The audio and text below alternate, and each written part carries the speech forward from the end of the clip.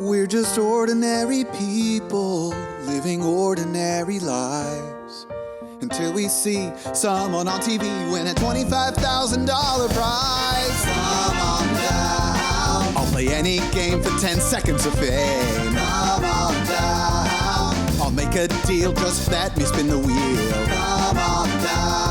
To win $1 million, all you need is a little luck and thorough knowledge of multiple disparate trivial subjects.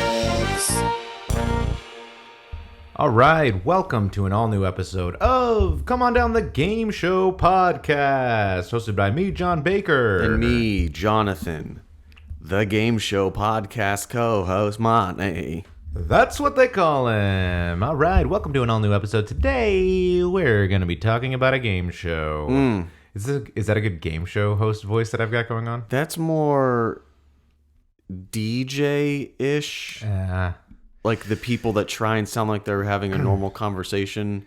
Hey, Jonathan. I was at the shopping mall the other day, and I saw this girl walking by. Sure. And I could see her nipple.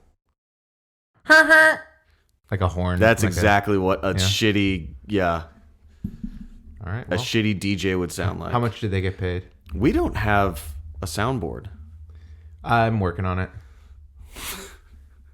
Building one. How many more? You're going to actually build the soundboard? Yeah. So far, I've got a soldering iron and 3 wires. Okay. And so you're just going to solder those together? We'll see what happens. So we have one successful noise on the soundboard. Yeah, but that's just my mouth. Oh, okay. Honestly. All right, today we are going to be talking about a game show that we mentioned in a previous episode that is called What's My Line? Not to be confused by Whose Line Is It Anyway? Is that what you watched? No. Okay. I did. I mean, it came up in my suggested Sure. on panel on the side of my YouTube, and I watched a couple of them. Right, obviously. But I watched the correct game show. Okay, well, that's good. But I guess before we fully delve into figuring out what your line is, we're going to have a sponsor. That's going to consist of lines for both of us. Okay. All right. I've got it pulled up, and here's mine. Here's my line. I upgraded my life recently with the help from a cool new company called Enemas of the Prostate. What's that? It's an at-home enema cleansing kit that's shipped straight to your door. Aren't enemas painful and kind of gross? Not anymore. Enemas of the Prostate. State is all capitalized. I just wanted to emphasize. Yeah. Enemas of the Prostate will ship you an easy-to-use kit, and the best part is that each one is themed. What kind of themes do they have? Television and movies was my most recent kit theme. It featured a cool fake goatee, black pork pie hat, and the chemistry enema set. Is this supposed to be like a Heisenberg thing from Breaking Bad? We might find out in a couple of lines. I just had to take a pill the day before my enema, and then my poo turned bright blue and looked exactly like liquid meth. Oh, so it's not a Breaking Bad thing? No. Okay. I filled a cookie sheet with my blue enema liquid, froze it, and then put it into fun plastic bags. It looked exactly like Heisenberg's blue sky. Oh, so it is. Oh. What a That twist. sounds pretty dang cool. What other enema kits do they have? Frozen yogurt, backyard sprinkler, Indian war paint, super soaker. Sounds the same as backyard sprinkler to me. Interior paint, exterior paint, graffiti, and many more. I had no idea enemas could be so fun. Enemas of the Prostate. Just because it smells like shit doesn't mean it ain't lit.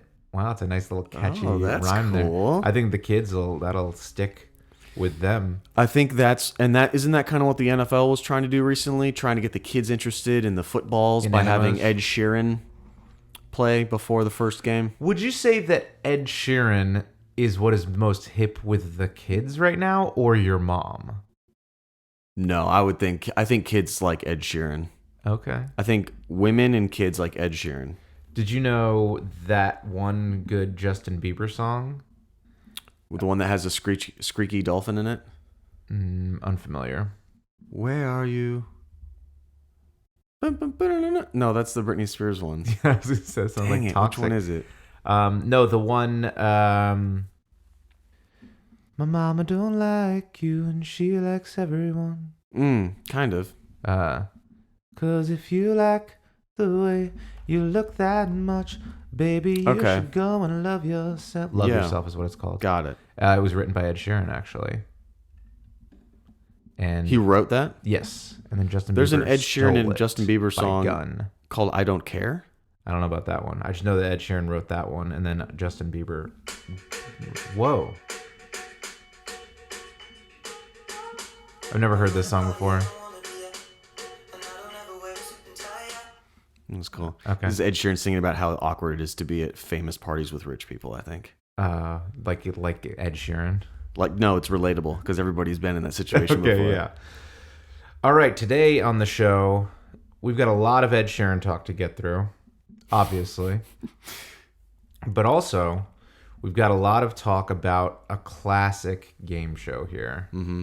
Just another one that broke the precipice between black and white and color. It did. Television. It started as a black and white show. Spoiler, it started as a black and white show. Mm-hmm.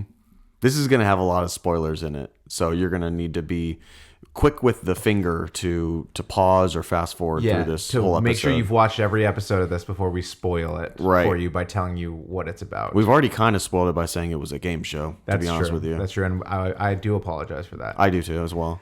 So, I've Got a Secret was another... What is it? I've Got a Secret? That's a different show. I don't know. That's... because it's in my notes. Sorry. It's referenced in my notes about What's My Line. Okay. So, What's My Line was a game show on CBS predominantly from 1950 to 67, and then in syndication from 67 to 75. This is a show that had 2,196 episodes, which is kind of a lot of episodes. We're almost in that year of our Lord. Whoa. I think we almost have that many episodes of this podcast. You're right. Either that or 54. We have 30% of what they've completed. I don't think that's close to correct. No, 3%. Yeah, that's probably a lot closer to correct. Yeah. So, like I said, this debuted in 1950 on CBS. It was...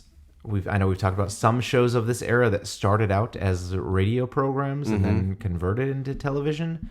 This is straight and none television. of them suffered ever from the switch to mediums. It was a perfectly smooth transition. But no, this one started as a TV show. I just want to let you know because this is a long time ago, and you might think, I wonder if this started as a radio show. No, it didn't. It didn't. Okay. I will tell you that in 1953, they made a radio version of it. And it only lasted from May to August. A spinoff of what years, though? See, guys, when you're listening, this is an important lesson. What's the Understanding and reading comprehension are important because you just said between 2 months, and you made it seem with your inflection and diction that it was in the same year, but it might have not been. Was it in the same? It was the same. It was in the same. Okay, so that's why I made it seem that way. Yeah. Right. Okay. So, but you can't always take inflection at sound value. You have to sometimes ask the questions. Yes, and I thank you for asking that. You're welcome. I felt like it was important to clarify. Yes. That when I said it was a short-lived radio show in 1953 from May to August, yeah. I meant May to August. Right. May 1953 to August 1953. Sure. And I just heard the last part of that sentence. Okay. So I needed to make sure that, if other people weren't listening also. Right. Correct. Yeah. That's a good call. So this show was hosted by a guy named John Charles Daly. Serial killer name. It is, just because it has 3? Well, it flows really well. And it has 3, correct. So maybe, I don't know if he's just known as this like more now because like there's a John Daly that's a golfer. Mm-hmm. And there's a John Francis Daly who is like an actor and comedy writer. He's written a lot of stuff that you like, I would say. He was one of the geeks of Freaks and Geeks fame. Oh, yeah. John Francis Daly. He was in that show. He was in that movie about the crazy underbelly and interwoven emotional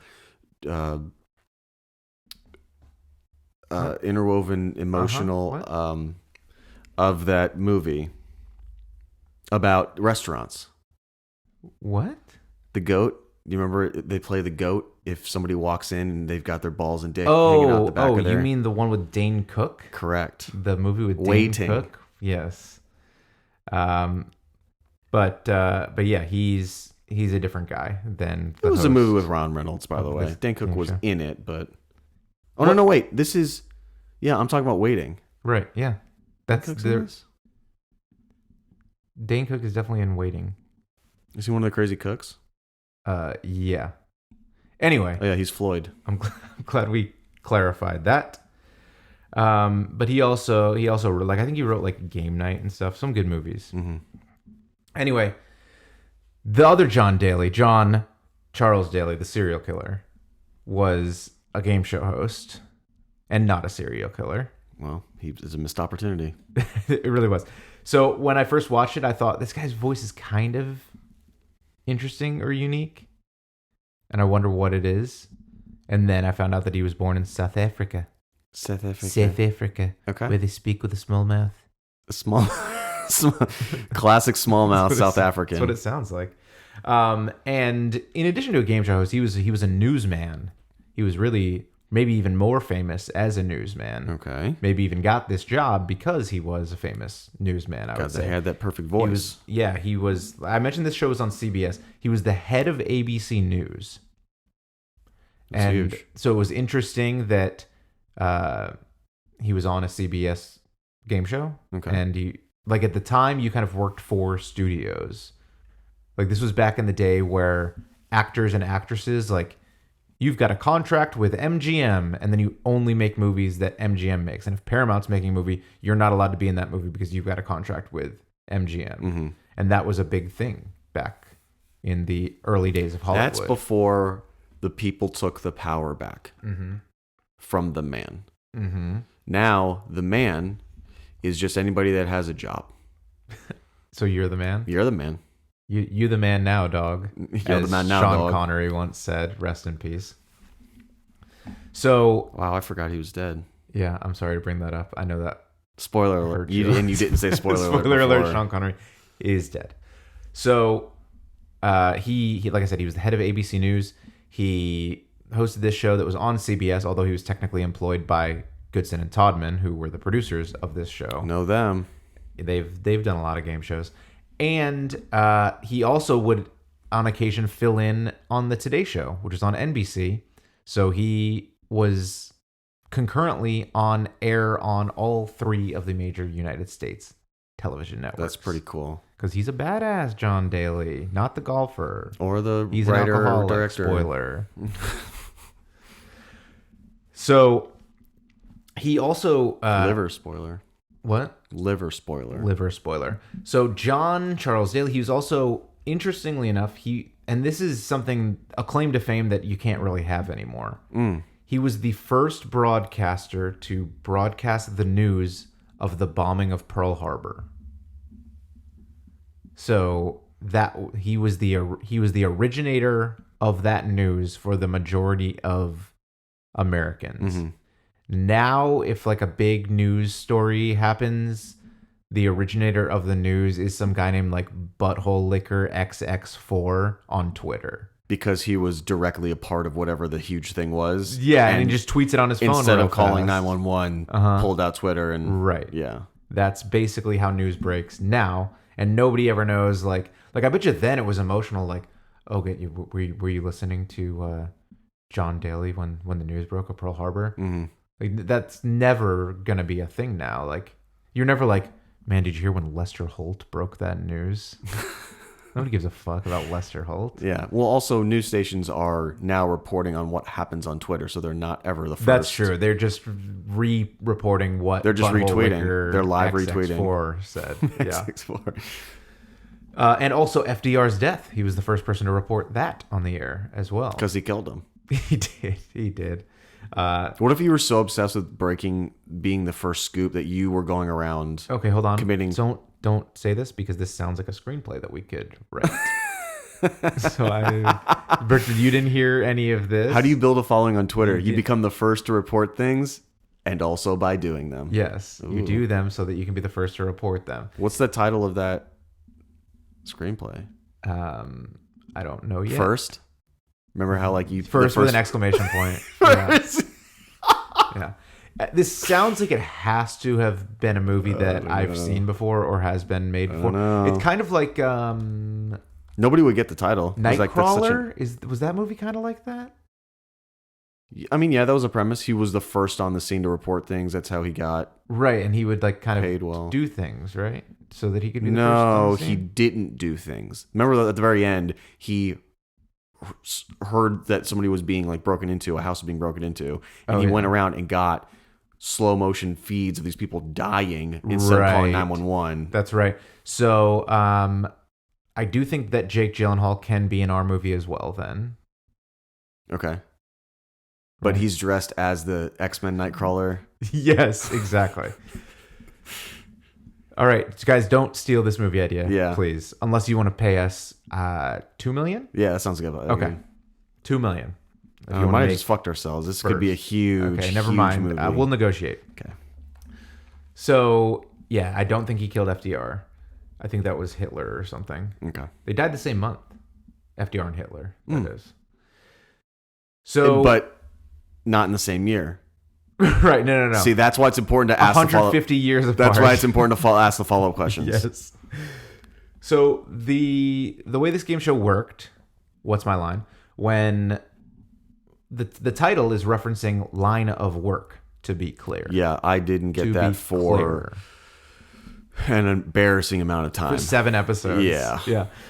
So it was originally going to be called something different. It was originally going to be called Occupation Unknown. Okay.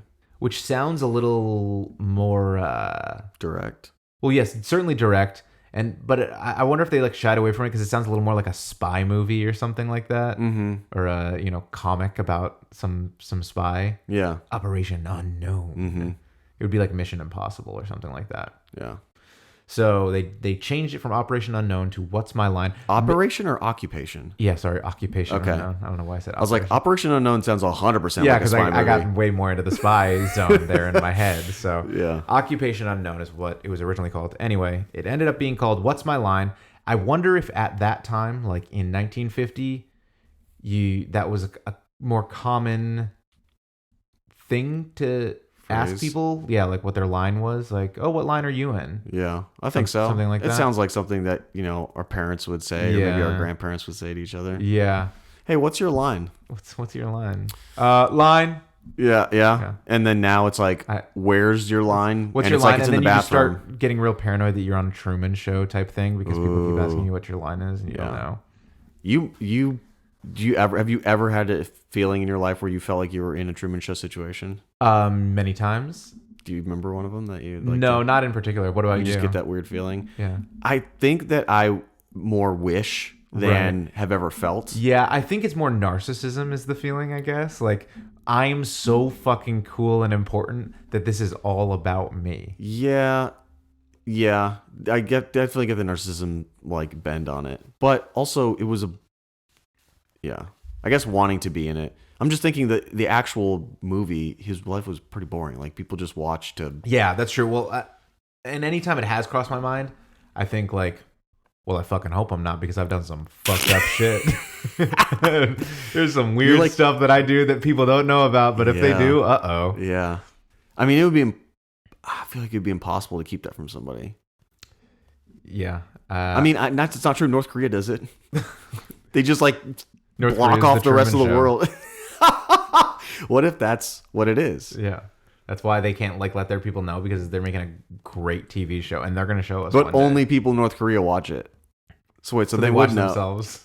Like, that guy looks like me. Yeah. I guess we all kind of look the same. Actors. Yes. Yeah. Okay, I agree. Yeah. I do. Actors do look at the same. Performers. So the game show, What's My Line? It was one of these celebrity panel guessing shows. Mm-hmm. So there were 4 celebrity panelists and a regular person, for the most part, would come on.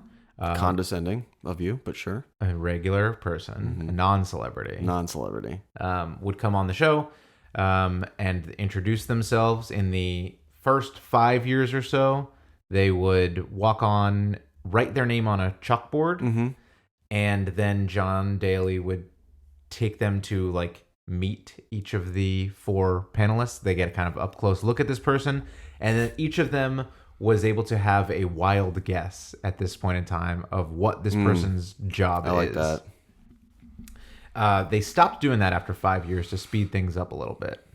They removed the and the pacing to the is people. still quite slow. Yes, correct. And they removed the wild guess part. But so the person would sit down. The panelists would take turns asking them yes or no questions. If they said yes, that panelist would continue asking questions until they said no. If they said no, it would move on to the next person. And in addition, there was basically a little like when you were in gym class or when you were 7 years old playing basketball and they kept score by that little flip over the triangle card thing. Yeah. That was how they would keep score of this game as well. Well, it was like kind of like shaped like a triangle. I see what you're saying. It was like a calendar, those old calendars you would just flip. Yeah, exactly. You flip it over. So it would triangular only so that it could support itself standing up. Sure. So that you flip it over. And it would flip over in $5 increments with so you get 10 no's before the panel loses and the person wins the maximum $50 because the dog shit. The contestant would win as much money as had been flipped over by the time the panelists guessed their line of work to be just line there. Yeah. I just wanted to throw that out there. And John Daly would often say 10 flips and they're a flop, meaning they lost. You have failed after 10. Yes, exactly. And he specifically wanted it to be a $50 maximum prize because it was so little and meaningless. Okay. So he basically said he didn't want the show to be about the prize money at all. He wanted it to be about having fun, basically. It's a blast. And goofs and gaffs and whatever. So mentioned there were 4 panelists on the show. They, after a few episodes, they kind of settled into 4 pretty consistent people that were always those 4 panelists. This was a once a week Sunday evening show. It aired at Sunday at 10:30. Nice. So that would be 9:30 Central. Pretty late on a Sunday night, I feel like. I mean, yeah, because that would be 10:30 Eastern. Yes, that's what 10:30 means. That's so crazy. Yeah, but that's when it would air every Sunday, basically every single Sunday for 17 years. And they kind of settled in to the 4 main panelists being Dorothy Kilgallen, who was a columnist, because that was something that you could be famous for then and recognizable. Fred Allen, who was a comedian. Originally, it was Steve Allen, who was a comedian, unrelated to Fred Allen. Okay. And he became the host of The Tonight Show. And then Fred Allen, a different comedian, filled in and became the new guy. They should try that for Jeopardy. Just find someone that has a similar name to Trebek. Yeah. Todd Trebek. Oh, exactly the same. Yeah. Fred Allen and Steve Allen. I'm going to look up Trebek. Other people named Trebek. Actress Arlene Francis. She kind of did a lot of these panel shows. Probably not that well known as a performer in movies and stuff. Nope.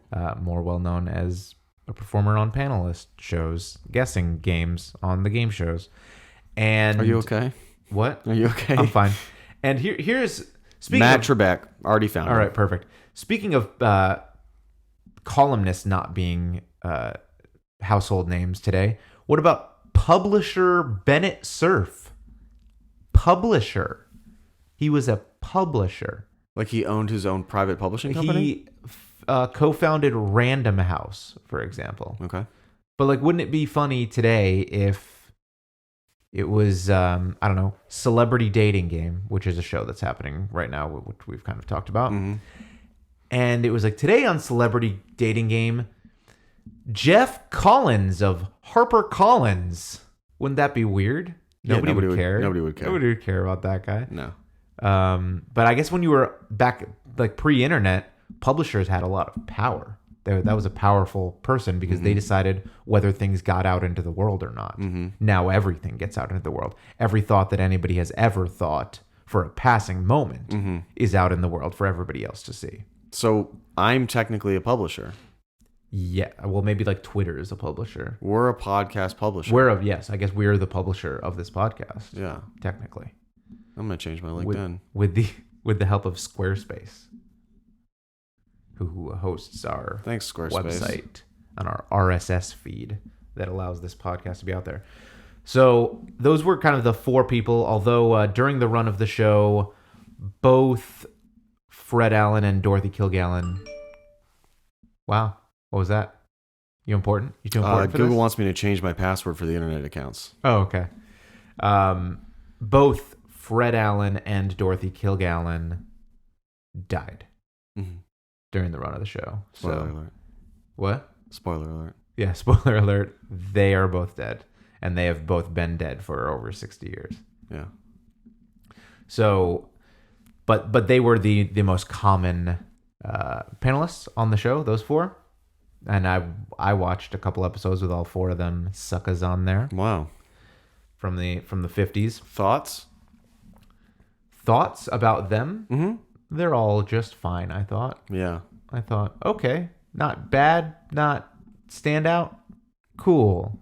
I will say Fred Allen, like I said, he was a comedian. I had never heard of him prior to, God bless you, prior to really diving into this show. But what I learned was that, so Jack Benny, who I had heard of, was a famous comedian also. Fred Allen and Jack Benny both had radio shows in the 30s. And on one of the episodes of the Fred Allen show, he made a joke making fun of Jack Benny. And Jack Benny heard it. And then on his show, he made jokes making fun of Fred Allen. And then they went back and forth like this. And the public thought like, oh, these guys fucking hate each other. Yeah. But they were just comedians, making fun of each other. And they were like really good friends. Yeah. And according to Wikipedia, this was the, quote, longest running gag in classic radio, Whoa. end quote, that those two hated each other and they would make that a joke. And they like at one point had a planned like boxing match at Madison Square Garden or something like that. That didn't end up happening. They were the Jake Pauls. I would say Fred Allen is the Jake Paul of his Of era, radio? of the classic radio era. Yeah. Okay. So this is a game show that TV Guide called the number 9 best game show of all time, according to TV Guide. Yeah. I would say just don't publish it. Thank you, but no thank you. TV Guide. We would like to be disqualified from your weird list. Well, how long was the list? 10? 50, top 50. It was number 9. So we're officially doing shows that are out of the top 50 in TV Guide's best 50 shows. yes, absolutely, 100%. Okay. Well, also, I don't know if TV Guide is counting other shows outside of Hellevator? America, and we're using. Do you think Hellevator was number 1? Hellevator was number 1. Wow. TV Guide's best 50 game shows. So the things that I noted about this show were there were like 3 to 4 contestants every episode. There was also a celebrity every episode in which all the contestants would blindfold themselves so that they wouldn't see the celebrity as they came on the show, and the celebrity would often try and disguise their voice and be very brief in their, like, a lot of the regular contestants would be like, is this something that you do with your hands? And they'd be like, no, not usually, no. It's not specifically something you do with your hands. But if it was a celebrity, they're like, do you do something with your hands? And they go, no. Yeah. And you're like Robin Williams. Yeah, obviously. So they would be much briefer in their yeses and nos and try and do it in a silly voice or something along those lines to disguise themselves. Look, it worked. And every single episode had a celebrity guest. Every single one from the beginning, which was kind of interesting. And they would, what I'm told... Who told you this? Fred Allen. From the grave. Yes. Is that there were a good handful of times where, like if this show's filming in New York, that the panelists would know, like, oh, this touring show with this celebrity is in New York right now, Yeah. or I know this person is going to be on the Tonight Show tomorrow night, so they're probably around or whatever. So they would sometimes have a pretty good idea of like what famous person is already in the area, Yeah. maybe. Not fair. So they would try and drag it along to give the person more screen time by like not guessing maybe specifically right away. Yeah. But that, I guess that was always a big hit when the celebrity showed up. People love celebrities. The weird thing about this show that I found was even with the celebrities, but certainly with every other contestant, and this certainly differed from something like I've Got a Secret, which came a few years later. So maybe I've Got a Secret kind of decided to maybe perfect some of the things they saw in this show. Was the person would come on and their thing would be... I whittle figures of Revolutionary War combatants. Heroes. Right, exactly. And they would finally get to the point where they'd be like, oh, and his secret was he whittles figures of Revolutionary War heroes. All right, thank you. And then they'd leave. There would be no like explanation, no like why I do this, why I started doing this, how I got into it. Yeah. This is something that runs in my family. We've passed it down throughout the years or something like that. Right. It would literally just be like, all right, that's his thing. Thank you. See you. And they were gone. Like before the camera got back to the little podium that the contestant and John Daly sat at, they were just gone. They were out of there. And I thought that was a little weird how quickly they rush them out there and they don't get to like interact with the celebrity panelists at all after the strict guessing portion of the game is over. I thought it was a little weird that the panelist introduced the other panelists when they came onto the show. Yeah, so that was a very unique thing about it. So the announcer of the show introduces the show, and then he introduced the panelists sitting on the far... This is all like narration. Right. Sitting on our far left as the audience, I guess the far right of the panel table from their perspective. And then, so they would say, oh, noted columnist Dorothy Kilgallen. And then Dorothy Kilgallen would say, and sitting to my left, blah, blah, blah, blah, blah. And that person would come out. And then we go down the line. And then the last panelist would then introduce the host. Yes. For some reason. Yes. And so that was usually Bennett Cerf. He was usually the far, from their perspective, far left, from our perspective, far right panelist who would introduce the host. And over time, he would make fun of John Daly a lot in his introduction of him. Yes. What? Why are you laughing? That you make fun of him in his introduction. You like that? So, yeah, that was a unique aspect of the way it worked. Also, the celebrity portion of it wasn't always the last person on there either. Yeah, sometimes they would have the celebrity and then they'd be like, oh, we've got a couple minutes left or something. Because this show was done live for the vast majority of the time. So they would really have to adjust in their half-hour period how quickly to introduce people and things like that when they brought them on, because they would be running out of time and things like that. There's no editing to go back and correct things. And this was also a show that was presented by sponsors. There were no traditional commercial breaks in this show. We've kind of talked about shows that have, the sponsor integrated into the Baked show. right into it. This was definitely one of those that there were no traditional commercial breaks at all. The entire thing was in studio, and they would maybe have a weird like studio set of actors using a product for the quote unquote commercial break or whatever it is. So I noted I watched an episode sponsored by Remington Rand, and I don't know, I assume many episodes were sponsored by Remington them. Rand. Yeah, so they I guess most notably made typewriters, and there was one break in the middle where they were promoting their like Whisper Quiet typewriter, or Quiet Writer, maybe that's what it was called.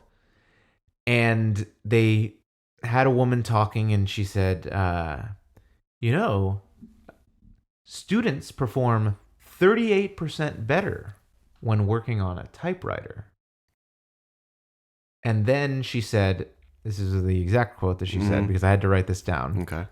Now that's a fact proved by tests. Makes me think it's not Now proved. that's a fact proved by tests. Speaking of weird things that people say, I wrote down a quote as well. Oh, good. Was this by a panelist? This was by a contestant? panelist. Okay. They had just introduced the individual and said, let's begin the game. Start asking your questions. First guy started asking questions. Next, it got to Anita Gillette. Okay. And she The said... best a panelist can get. Correct. And she said... Also something you say when you need to shave. Anita Gillette. Anita Gillette, right. That's the best one. I'm not going to top that. Thank you. And so she said, I have to disqualify myself for reasons I'll explain later. Did she? She did. Okay. She said she had gone into the wrong entrance and heard one of the stagehands or producers, whatever, say, oh, you must be the guy that, and he's piloted riverboats. Okay. And so she was just like, didn't play that whole round, which was strange to me. Because, like, this must have happened, the second that she was going on stage? Right. She couldn't have told somebody, like, oh, hey, I just heard you introduce this guy. I can't play this game.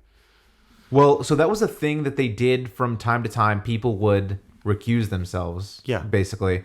And, like, there was an episode I watched where... So they all had to blindfold themselves for a non-celebrity because this guy was a queen. Ugly. Yeah, exactly. Was a Queen's Guard or Scots Guard at Buckingham Palace. Okay. So he had the big furry bear hat thing, and you know how they look. Right. That's where they keep their lunch. They kind of look like the oh from Wizard of Oz. Same sort of people. Okay. Yeah. So the guy came on, they all blindfolded themselves, and they were going down the line, asking their questions and everything. And about halfway through, Arlene Francis was like, oh, I'm pretty sure I know who it is. I'm going to recuse myself for the rest of this. And then she was like, can I take off my blindfold to see if I'm right? And they said yes. And then she took off her blindfold, and she was like, I was right. And I was like, you don't know this guy. I don't understand. Like, just because you think you figured it out doesn't mean you have to recuse yourself. That's the point of the game, is you guess what they are. Like, I would just always do that because I'd be like, I was right. Yeah. I was going to guess right. There's no way she specifically knew this guy. I would find that highly unlikely. Right. But yeah, there were some weird recusals and things like that went on. As I mentioned, even the celebrities, like, they weren't necessarily promoting anything. It was like they're like, oh, is this Joe DiMaggio?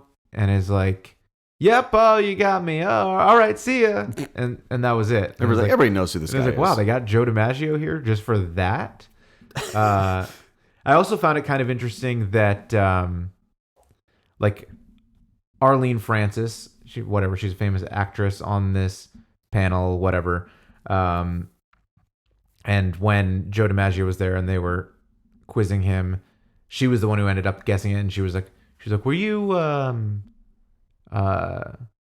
an outfielder for the New York Yankees who's now in the Hall of Fame, whatever, like that. And so she obviously knew who it was. And I kind of thought, like, if you had a famous actress on a show like this now and Mike Trout was the celebrity, like, would they have any idea who Mike Trout is or what position he plays? No. Like, I don't think so. I just found it interesting that, like, a quote unquote regular person that you wouldn't peg as like a sports fan or whatever, like, knows what position Joe DiMaggio plays for the Yankees. I think baseball in general is just it was certainly much like, bigger than for sure. But yeah, I also feel like that I guess that was maybe sports in general, or just whatever was on TV. We've talked about this before. Was the biggest thing in the world because you had 3 choices to watch on TV at any given point in time. So yeah, Joe DiMaggio was on it. They figured it out. That's crazy that you can like have a television show or sell it to Netflix and it just be buried in their catalog of stuff and nobody might ever watch it ever. If a television show is on Netflix and nobody watches it, does it even exist?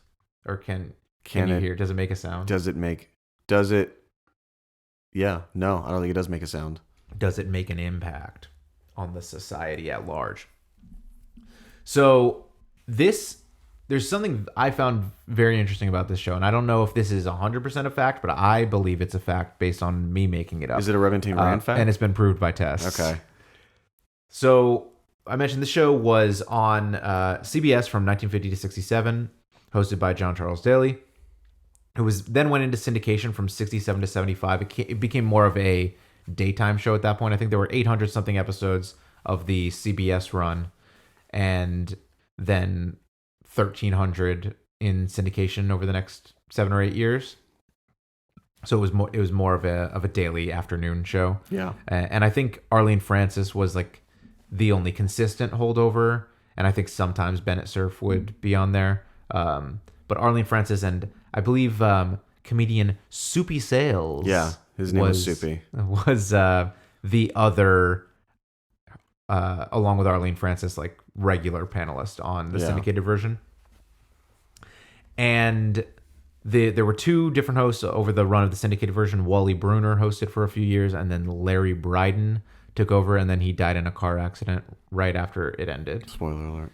Spoiler alert for Larry Bryden's wife, if I'm breaking the news to you right now. She found out on this podcast that her husband died. That her husband died in a car accident in 1975. She thought he had just been lost forever. Yeah, exactly.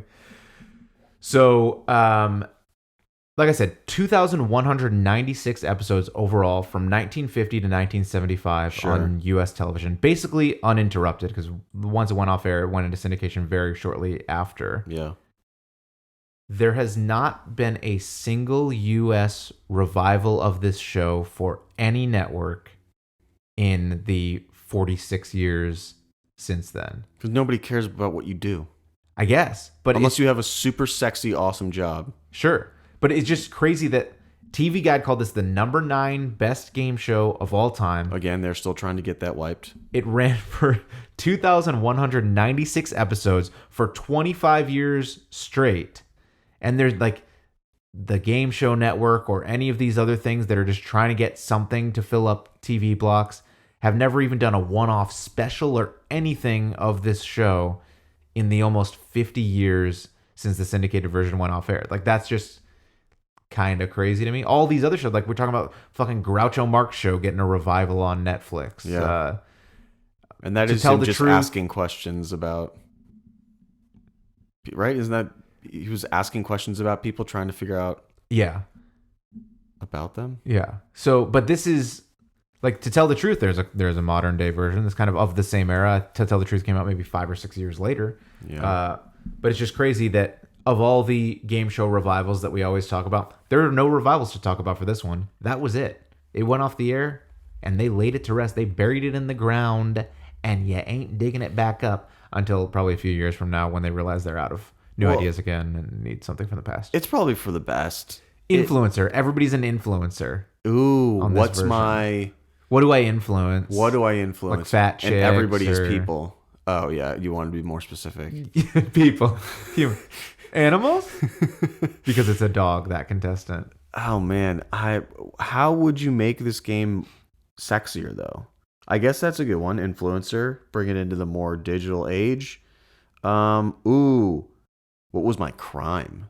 Ooh, what's my crime instead of what's my line? Crime. What's my crime? This is a good idea. And you have to. What's bigger than true crime? Nothing. What's bigger than this game show? Only 8 other game shows, according to TV Guide. So if we combine them, that's at least a top 4 game show of all time, probably. Holy shit. What's my crime?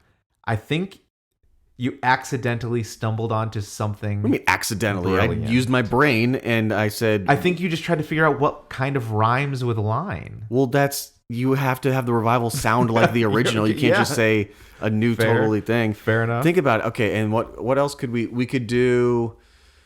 We could still do the celebrity, and we could have either an impersonator or an AI. What's that thing? It does like the digital animation of it. They did it for Michael Jackson. Oh, a hologram? A hologram of like John Wayne Gacy, and you have to ask him questions, and the hologram has to answer. Like because he's dead or whatever? Yeah. Usually like a recreation, like reanimation of him. Right, but wouldn't people know John Wayne Gacy? Like, I feel like you can't have people that famous, right? Oh, I guess if you're blindfolded. Yeah, that's what I'm saying. Okay. But then who's answering the questions on behalf? A reanimated. Oh, jump. but I mean, practically. Yeah, I mean, we'll figure it out in post. It's funny because yesterday, my lovely wife was telling me about a commercial she saw for a new singing competition coming out. Thank God. Because there aren't enough. That's one thing I've always said is there aren't enough singing competitions on TV. So there's The Masked Singer. Sure. I believe you've watched that in the past. There's a new one coming out. I believe she said it was called Alter Ego. Okay. And what this is there are singers performing for the judges, but the singers are backstage. Okay. And they're wearing mocap suits, and there is a digital version of them projected on the stage for the judges. Okay. And it's their alter ego performing instead of them, but it's their voice and all of their motions and everything like that. And you get to a certain point where you just go, why? Excuse me? Why? Yeah. I don't understand. That's what the people want. They want to see judges that are tricked guessing things.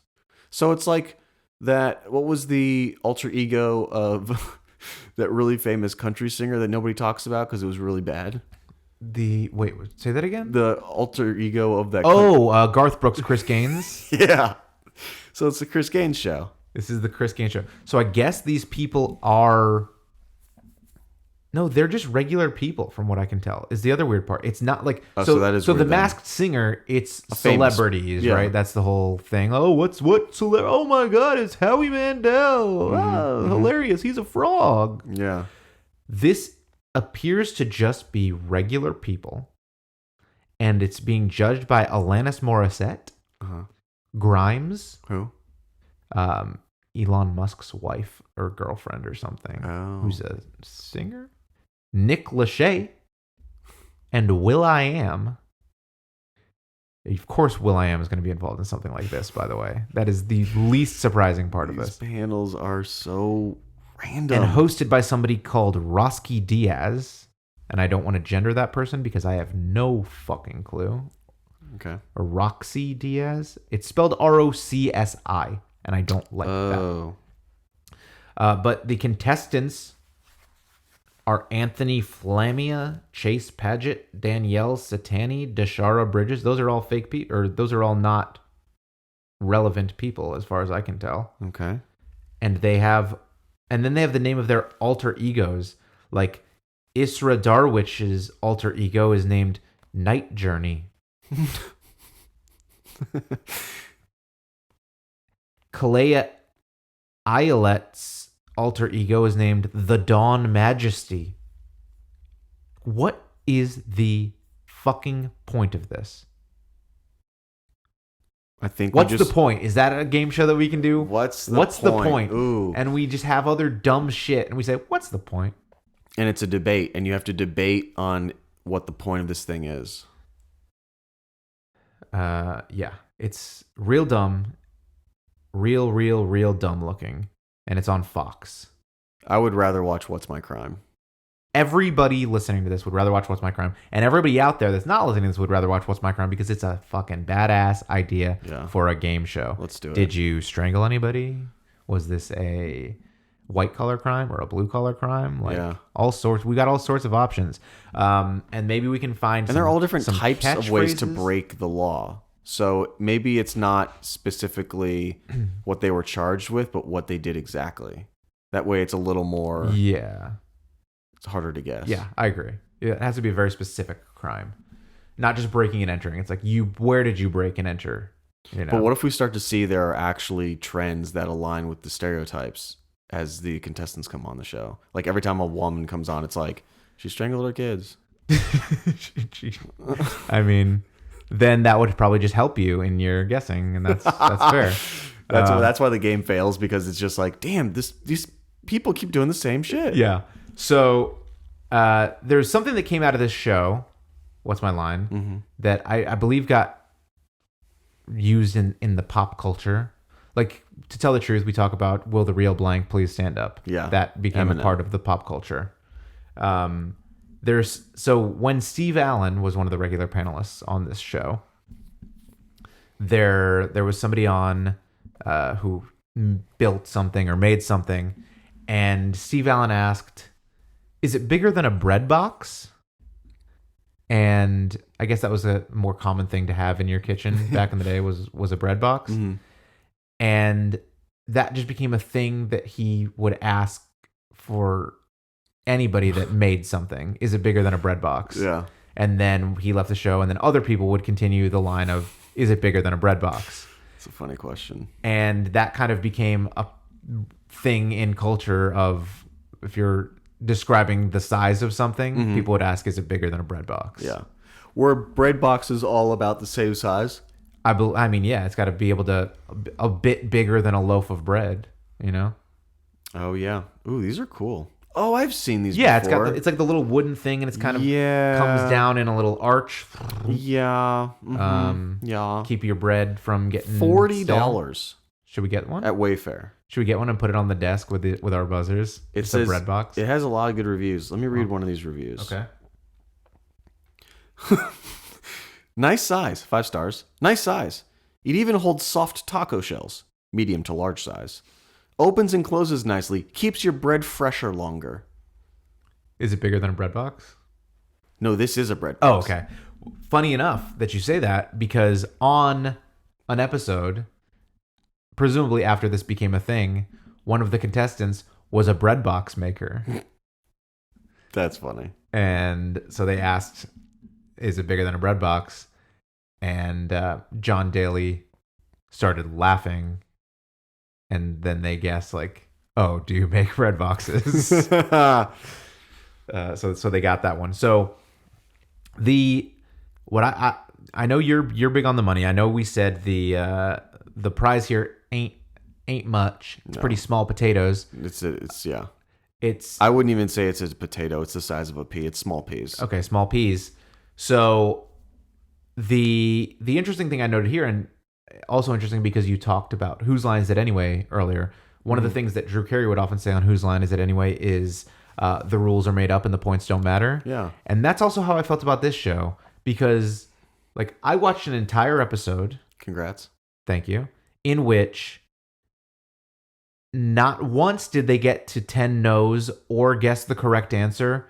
And at random point, John Daly would just go, all right, you're not going to get it, and just flip over every single one and say what their thing was. Or we're running out of time, and then flip over the thing and say whatever their line of work was. Yeah. So it was just complete, like... There's no stakes. It was like, because he would always say, 1 down, 9 left, when they would get a no or whatever. 2 down, 8 left. And then they would be at 4 down, and he'd be like, nah, and just flip them all over. And everybody won. Even though none of them won by the rules of the game.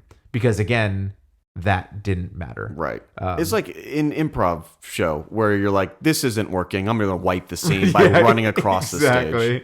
Swipe at it. And interestingly enough, he also at the same time was very formal. Like he would always call them Mr. Allen, Mrs. Francis. We got to get back to that. It was never Arlene, whatever, and he was very resistant to changing things like that. And they always all like wore like ball gowns and suits with bow ties. Yeah. And but that was just a culture at that time. it was, but they also were like the producers were like, "Hey, I think we could appeal this more to younger people if we like relax some of this stuff." Oh. And John Daly was like, "Nope, this is the way we're doing it. We're not." Because John changing Daly any knew of that." young people don't give a shit about the show. He's like, "We're doing my way. This isn't about crime. Highway. This isn't about crime. Young people aren't going to care. So he, but once it became syndicated, the dress. They CGI'd everybody's clothes off. Yeah, exactly. It's just naked panelists the whole That's time. what the young people want to watch. The Perverts. The dress became less fancy, and they would refer to people by their first names and things like that. So I thought that was interesting. Also, you'll find this interesting. Yeah, We're right. Talking more about the money. Is it a spoiler? Money. Spoiler alert. Okay. So guest panelists, I learned. And obviously the four main ones that we're talking about probably were on annual contracts and things like that. But guest panelists were given a $750 appearance fee. $750 in today dollars. Wait, this was in what years? This was in the 50s. 750? I was like $5,000. $8,000. Damn. So for 1.5 hour of work, they were getting $8,000. The regular panelists probably making more than that because they're on regular contracts and they want to keep these people around. Yeah. And these people, they were doing 50 shows a year at $8,000 each for a half hour every Sunday night. These panelists were making bang. Yeah, that's pretty awesome. For guessing people's jobs. So think how And much not even very well. Not almost never guessing. Didn't people's even jobs. need to be successful. I mean, the jobs were often quite specific and ridiculous. Sure. Like hat check girl at a nightclub or things like that. Man, I wish we had that. Which was How on many awesome episodes. would that be? That was the very first person was hat check girl. Why don't we bring that back? I don't want to hold on to my raincoat the entire time. When people don't wear hats really anymore. Well, let's do it for coat check. Places have coat check. When have you been to a place that has a coat check? I went to a show in New York that had a coat check. I think. So one time in your life, your entire life, a few times you experienced a I've coat check experienced situation. A few times. We don't live in a place where you have coats, okay? It's Texas. I think it's a great idea, and I think All you right. should bring it back. We'll bring it back just so they can be on What's My Line. And they can steal your coat and then be on What's My Crime. Ooh. Yeah. Damn. That's. I think that'll work. I'm gonna give that 5 buzzers. So is our cumulative make it better What's My Crime? Yes. Is that how we're doing a make it better for this cumulative show? in the sense that I said it and you are here also, so you can take credit for it, I guess. But Yep. yes. 50-50. Everything we do. Sure. 60-40 my way. And why's that? What? Yeah. Don't worry about it. Okay. It's just in the contract. Sure. I'm sorry, what? There was a contract. Yeah. Is that what you have me signed every time before we do these podcasts? Uh-huh. Jesus, I should read that. Yeah. So yeah, that's the longest running gag in classic podcasts. is having you sign that release. As I'm slowly signing away any rights to this. Yeah, exactly. But yeah, What's My Crime? I think is the way to go to make this better. Mm-hmm. But it can still be that the rules are made up and the points don't matter because who cares about that aspect of it? I want to know who this person killed. And the funny thing about that is you'll have some like rapists on there. Like rape. I think that should just be the first guess every time. Is it rape? And did you rape? Did you rape? Did you rape? But it has to be. They have to say specifically what did they rape and how. Right. Well, not how, but what. Yeah. All right. What would you give this on a buzzer scale of 1 to 5 buzzers? A 2. Yeah, I was gonna give it a 2 also. It's a show, and it, was made. Yeah, I mean, when we compare this to I've Got a Secret and To Tell the Truth, which are contemporary game shows, that I think one of them came out in 52 and one in 55 or something like that. So a couple years after this, they both had a little something extra to them that this doesn't really have. Like, To Tell the Truth, it had the 3 panelists and 2 of them are lying. Like, there's something fun and cool about that. There's a little hook to that. Yeah. I've Got a Secret. You learn, you interact with the person at the end. You learn more about their secret. You get kind of a little in-depth look at what this thing is all about. There would be performances of, if they're a world-class juggler, they do their juggling, whatever, things like that. Yeah. This had none of that. Like I said, it was like, I'm a bread box maker, I'm gone. I'm a hat check girl, I'm gone. It was, so that took a little bit of the interest and intrigue away from it for me. Yeah, because it's just people guessing. It's just getting into kind of just on the back of it being a long-running, popular show that made some impact on the culture of the time. And it was the very first show to ever air on the Game Show Network, as we learned in our Game Show Network episode a month ago. That was pretty cool. I mean, honestly, respect for being able to do such a boring thing for so long and making so many people rich off of it. Yeah. 2,196 episodes of guessing people's jobs, and often very, very specific jobs. I have another Make It Better. Oh, okay. It's called What Do I Do? And it's people that bring on pictures of their shit, and you have to guess what they ate. Then why is it called What Do I Do? Because you changed what you were coming up with in the middle of talking about it? Is that why? No. It's like, what do I do is... Because like that's more of a... That's how we ask each other nowadays. Right. You say, what do you do? Yeah. And then you guess what that person ate? Because based on their poop. Based on their poop. So do is spelled with 2 O's? Yeah. Okay. So the only way it's any remotely similar to What's My Line is that it sounds like you're asking the person what do they do for a living. Okay, I got it. I'm following now.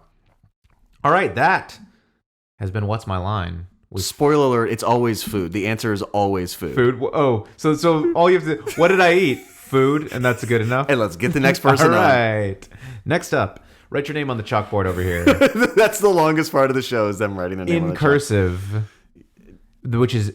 I could do it. Hardly legible. I could do it. I could write my name in cursive because I have to sign things. So the kids just don't know how to write cursive now. I bet you they know how to write their names in cursive. Why?